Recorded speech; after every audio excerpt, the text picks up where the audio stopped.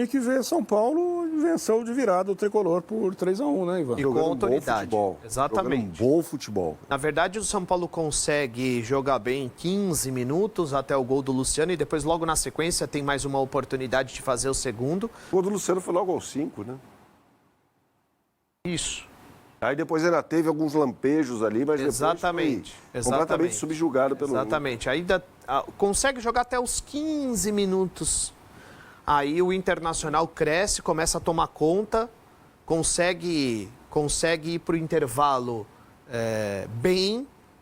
O Zubeldia não mexe na equipe e o Internacional volta, mas marcando o São Paulo em cima, roubando a bola no campo de ataque, empurrando o São Paulo para o campo de defesa, não oferecendo espaço. O São Paulo pouco finalizou na segunda etapa e o Alan Patrick desfilou no Morumbi.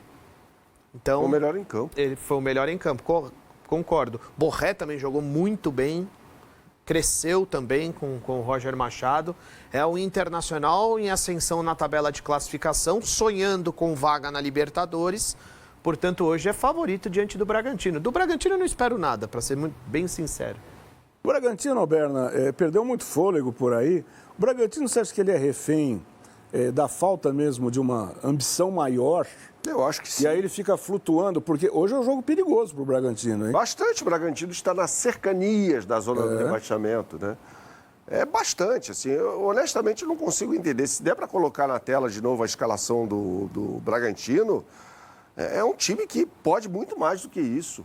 Você pega jogadores aqui como o Luan Cândido, pô, é bom jogador.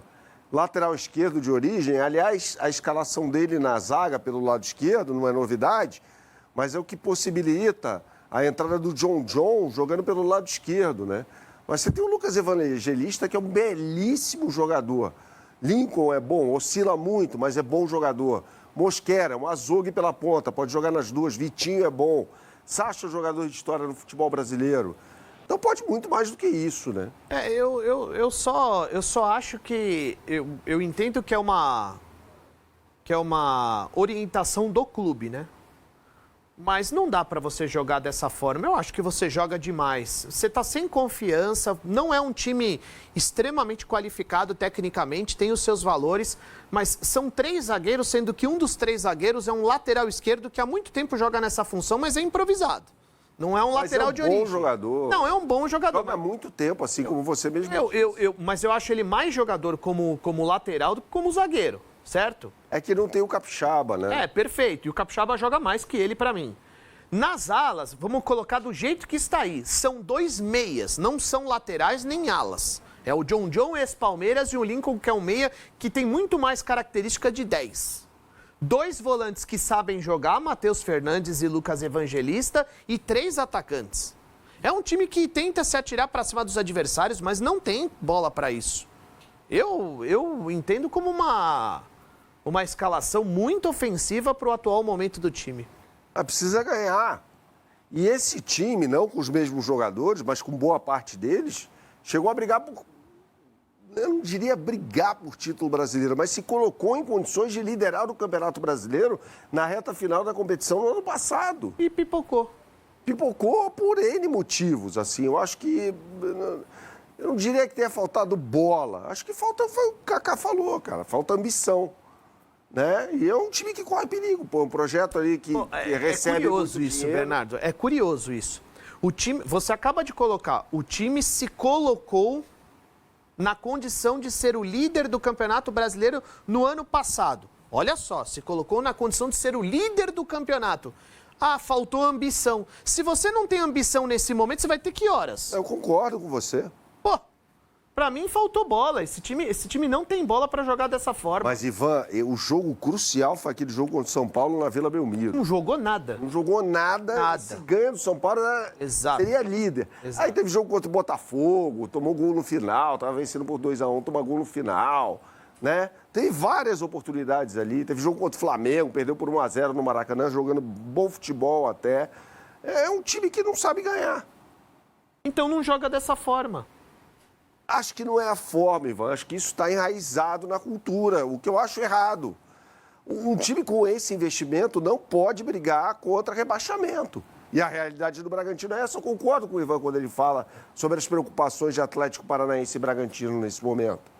É um time que, com o investimento que tem, os jogadores que tem até, não pode brigar contra rebaixamento. Se olha para o time do Bragantino e do Criciúma, que a gente mostrou há pouco. É outra coisa, cara. É o seguinte, eu tô vendo no Bragantino o que aconteceu com o São Paulo no final de semana. O São Paulo joga com 2 volantes, nenhum cão de guarda, Bobadilha e Marcos Antônio. Joga com 2 laterais ofensivos, no caso, Michel Araújo improvisado, não faz sentido algum, e Igor Vinícius, e aí ele escala 4 atacantes, certo? Sim. O que aconteceu foi engolido pelo Internacional. Hoje, a escalação do Bragantino mostra algo nesse sentido. Vai se atirar para cima do Internacional dessa maneira? E a gente falou do Alan Patrick, tinha que falar mesmo do Alan Patrick. Claro, o São Paulo estendeu um tapete vermelho. Thiago Maia tá jogando muito também. Também. Até o Wesley, esse Palmeiras, jogou muito. O Wesley joga muito, cara. O Bruno Tabata é que tá jogando o Gabriel Carvalho agora porque o Tabata tá fora de combate. Mas o Tabata tá jogando muito bem no Internacional. Muito bem. Agora, é muito curioso, né? Com todo o respeito à população de Bragança, da região, que é uma região maravilhosa, fica quase que na divisa ali de Extrema com o estado de Minas Gerais, tem Atibaia, Mairiporã um pouco mais para trás aqui, uma região linda, muita gente inclusive sai da capital, durante a pandemia aconteceu esse sentido migratório e foi morar ali na região, porque tem um ar agradável, é muito legal. Agora, é inexplicável o que esse modelo de gestão, que parece ser muito interessante, haja vista aí a manutenção do time entre os 20 melhores do Brasil. Isso é incrível. Quer dizer, um clube como o Bragantino se mantém entre os 20 melhores clubes do Brasil. Mas com qual objetivo? Com qual ambição? A gente já falou milhões de vezes aqui, esperando inclusive que o CEO do Bragantino, através dos assessores de imprensa, né, que é o que a gente faz hoje em dia, a gente joga a bola para ver se o assessor devolve para a gente. Deu uma resposta para todo mundo. O centro de treinamento é invejável, lá de Atibaia. Hoje acho que é o melhor da América do Sul. Nenhum clube tem o centro de treinamento que tem o Bragantino. Tem o investimento de uma multinacional com sede lá na Áustria. Então, assim, é espetacular. Tudo é espetacular. Agora, será que a população abraça esse projeto? Será que a paixão do torcedor do interior de São Paulo abraça também esse projeto? Aonde quer chegar o Bragantino? É só vender jogador? É só formar e vender? Ou tem a ambição de ser campeão? Mas campeão para quê? E campeão para quem? Então, essas são algumas respostas que a gente gostaria de ter. Eu concordo com você, Cacá, mas eu acho que é pouco. Você falava sobre se manter entre os 20, para o investimento que tem, você falou das instalações do centro de treinamento. É muito pouco. Muito pouco. É muito pouco. Você fala, peraí, você tem uma estrutura com um centro de treinamento espetacular, com um investimento alto, de contratação, de captação. Eu conheci, inclusive, não vou citar o nome, uns caras que trabalhavam como scouts ali do Red Bull Bragantino, hoje ele está no Flamengo. Você tem uma equipe maravilhosa de inteligência de futebol ali e tal, para captar jogadores, aquela coisa toda. Você tem uma mega estrutura. E, aí, eu não estou falando que você esteja errado, mas você fala, o time que está entre os 20 melhores do Brasil. Precisa muito mais. O Bragantino tem uma estrutura superior à do Fortaleza, e mais dinheiro, muito mais dinheiro. Não. Esse é um ponto que eu queria chegar. A gente que tem falado tão bem no Fortaleza, a gente tem que falar bem do Bragantino. Só que o Fortaleza tem metas muito claras e definidas. É só conversar com o Marcelo Paes, que volta e meia participa aqui do Bola, e tem metas muito definidas. Né? E o Bragantino, quais são as metas? A gente não sabe. Não, mas você vê, investe bastante e assim, a manutenção de jogadores para essa temporada, alguns reforços pontuais, a manutenção do treinador, que foi cobiçado por outras equipes na temporada passada, no final do ano passado, começo desse ano. O time cai para o Santos, em Itaquera, no Campeonato Paulista. Não passa pelo Botafogo em casa. Na Libertadores, na pré-Libertadores.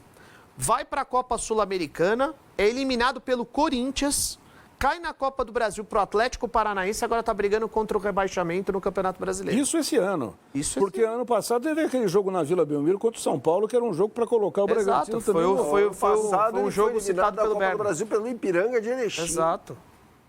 Do América Mineiro na Sul-Americana. O América caiu para a segunda divisão. Então, a gente vai vendo, não são casos pontuais, assim, Claro. putz, aqui vacilou. Não. É recorrente, né? Então, torna-se preocupante com um técnico ou com o outro. O Maurício Barbieri ficou muito tempo lá. Tampouco conseguiu lograr êxito, né? E a gente olha para o Pedro Caixinha, a mesma coisa. Então, peraí, alguma coisa está errada na estrutura do futebol. Ó, convite feito, hein? Se alguém de Bragança quiser entrar aqui no Bola, vai ser uma enorme satisfação a gente poder falar e poder ouvir. É uma meta que a gente tem aqui. A gente tem o Thiago Kanzler, que trabalha lá na assessoria. Por favor, TK, entre em contato aqui para a gente armar uma entrevista e poder falar das ambições do Bragantino.